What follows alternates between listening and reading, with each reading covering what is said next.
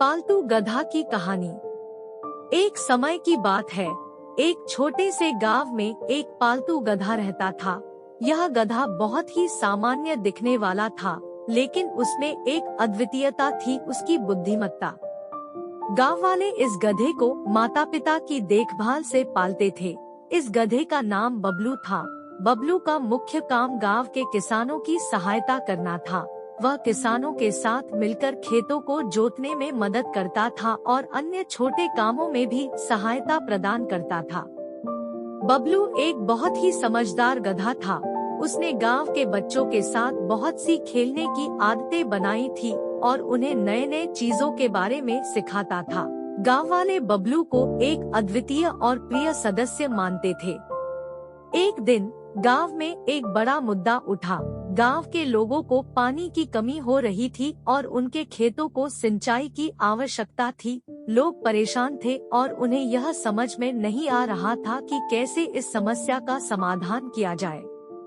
इस समय में बबलू ने अपनी बुद्धिमत्ता दिखाई और एक नई और क्रियाशील विचार शुरू किया। उसने सभी को एक साथ मिलकर एक बड़े सा पिंजरा बनाने का आदान प्रदान करने का सुझाव दिया। उसने बताया कि इस पिंजरे को एक कुआं के साथ जोड़ा जा सकता है, जिससे सभी किसानों को एक स्थान से पानी मिल सकेगा और सिंचाई हो सकेगी। गांव वाले ने बबलू के इस विचार को सुना और उन्होंने उसे स्वीकार किया। उन्होंने मिलकर बड़े सा पिंजरा बनाया और एक कुआं से जोड़ा। बबलू ने इस समस्या का समाधान निकालकर सभी को आशा और समृद्धि की भावना दिलाई।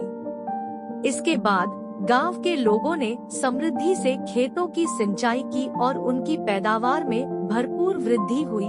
बबलू ने अपनी बुद्धिमत्ता और सहानुभूति के कारण सभी का दिल जीता। गांव के लोग बबलू के साथ आभास करने लगे कि एक छोटे से और सामान्य दिखने वाले गधे में भी अगर बुद्धिमत्ता हो और सही समय पर सही निर्णय लिया जाए, तो वह बड़े परिवर्तन का कारण बन सकता है। बबलू ने अपनी क्षमता को सही समय पर प्रदर्शित किया और उसने गांव को समृद्धि की दिशा में प्रवृत्ति कराई। बबलू की कहानी ने साबित किया कि बुद्धिमत्ता केवल शारीरिक रूप से शक्तिशाली नहीं, बल्कि मानसिक रूप से भी महत्वपूर्ण हो सकती है। उसने दिखाया कि समस्याओं का समाधान निकालने के लिए सही दृष्टिकोण और सही सोच की आवश्यकता होती है। बबलू का यह उदाहरण गांव के छोटे मोटे बच्चों के लिए भी प्रेरणा स्रोत बना। उन्होंने बच्चों को यह सिखाया कि हर किसी का योगदान महत्वपूर्ण होता है और कोई भी काम छोटा नहीं होता। बबलू की यह कहानी हमें यह सिखाती है कि आत्मसमर्थन और सहानुभूति के साथ हम किसी भी समस्या का समाधान निकाल सकते हैं। हमें अपनी स्थिति को सही से देखना और उसका समाधान निकालने के लिए अपनी बुद्धिमत्ता का सही तरीके से उपयोग करना चाहिए।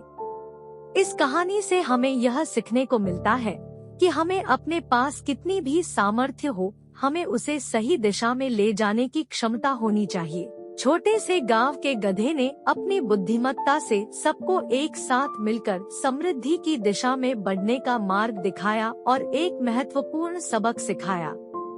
बबलू की यह कहानी गांव के बाहर भी पहुंची। एक दिन गांव के पास के शहर के लोगों ने इस काम को देखा और बबलू की बुद्धिमत्ता की प्रशंसा की। वे गांव वालों के साथ मिलकर एक साझेदारी का प्रस्ताव लेकर आए कि वे एक बड़ी सिंचाई योजना को लागू करें। बबलू की सोच ने सभी को प्रेरित किया और इस प्रस्ताव को स्वीकार किया गया। एक महीने के अंदर एक बड़ी सिंचाई योजना को कार्रवाई में लाने के लिए सभी ने मिलकर काम किया। इस योजना में नए कुएं, पाइपलाइन और सबसे महत्वपूर्ण रूप से एक बड़ा जल संग्रहण साधन शामिल थे। इस योजना के परिणाम स्वरूप गांव के खेतों की सिंचाई में बहुत बड़ी सुधार हुई, खेतों की उपज में वृद्धि हुई और लोगों की आर्थिक स्थिति में सुधार दिखा। इससे गांव की समृद्धि बढ़ी और लोग खुशहाल हुए। बबलू की बुद्धिमत्ता और सहानुभूति ने न केवल गांव को बल्कि उसके चारों ओर के क्षेत्रों को भी प्रभावित किया। उसकी यह सफलता उसे शहर के लोगों के बीच एक प्रमुख नेता बना दी। उसे गांव की बच्चों को शिक्षा और स्वच्छता के महत्व को सिखाने का अवसर मिला। बबलू ने दिखाया कि कोई भी छोटा काम बड़ा हो सकता है और कोई भी व्यक्ति, चाहे वह किसी भी जीवन रूप में हो, अगर उसमें सही दृष्टिकोण और सही निर्णय की क्षमता हो तो वह समस्याओं का समाधान निकाल सकता है।